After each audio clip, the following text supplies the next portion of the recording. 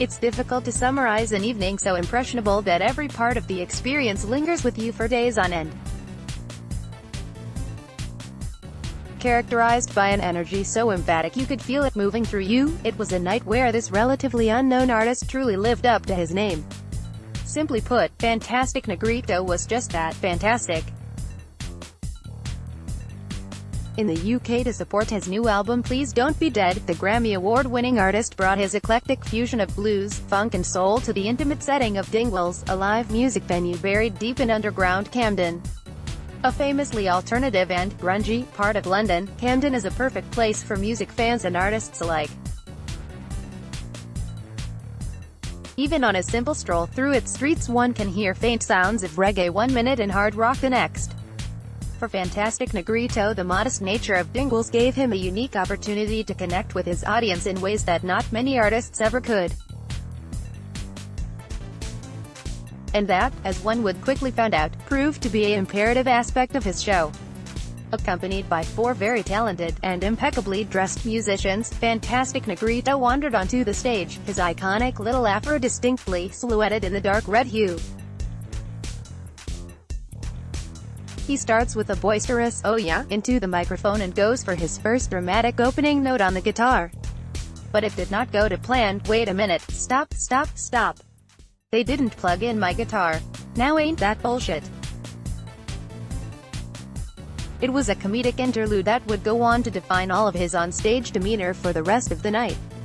Opening the show with Bad Guy Necessity, the band was able to produce a level of funk enough to move the entire crowd, the majority of which were already swaying side to side with enjoyment. They wasted no time in showing off their musical aptitude. Just the opening song alone produced 2 guitar solos and 1 keyboard solo. It was a 10-minute epic that solidified Fantastic Negrito's reputation as a legendary showman. From his red silk vest to his rainbow-striped trousers, he has such presence on stage that it was virtually impossible to look at anything or anyone else. For the uninitiated, Fantastic Negrito is the stage name given to, in his own words, a musician who is reborn after going through a lot of awful shit. Every song he has written is rarely devoid of a greater purpose. There is always an underlying connection to his own personal truths and to harrowing experiences he invites others to live vicariously through music. In songs such as Lost in the Crowd and Hump Through the Winter, he eloquently ties in elements of traditional African American folk made famous in the late 1800s with his own brand of blues rock. It's an important connection he exudes so brilliantly through both his music and physical presence on stage. In fact, what makes Fantastic Negrito so unique is that his own personal narrative is just as important as his sound.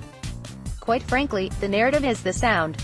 What also defines Fantastic Negrito is his sense of humor.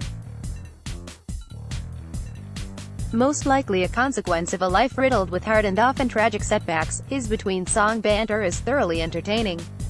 Throughout the entire show, he took any opportunity to talk, oftentimes directly, with his audience.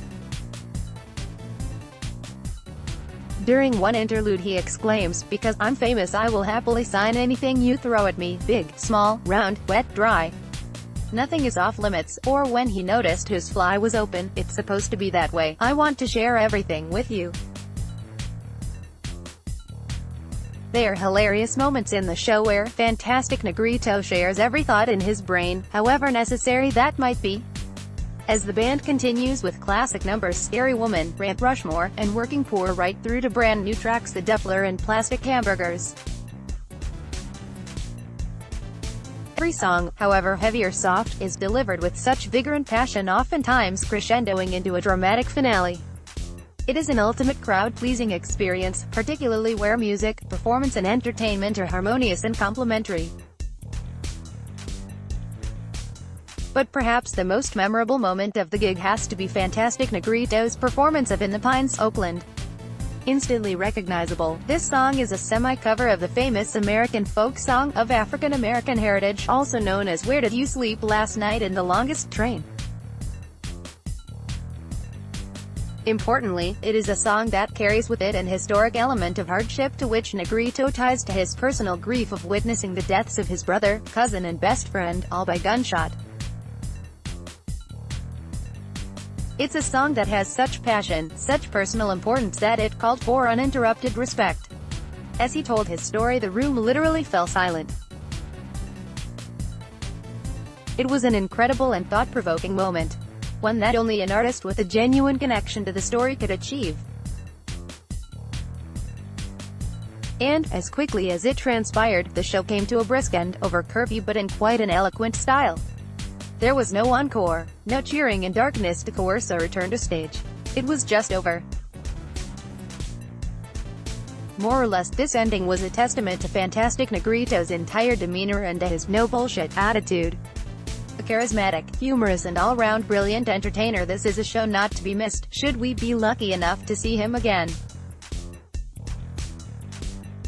Fantastic Negrito will tour Europe in June, including 5 UK dates before returning to the US for an album release event at the historic Fillmore in San Francisco. Live review by Lil and Paulista.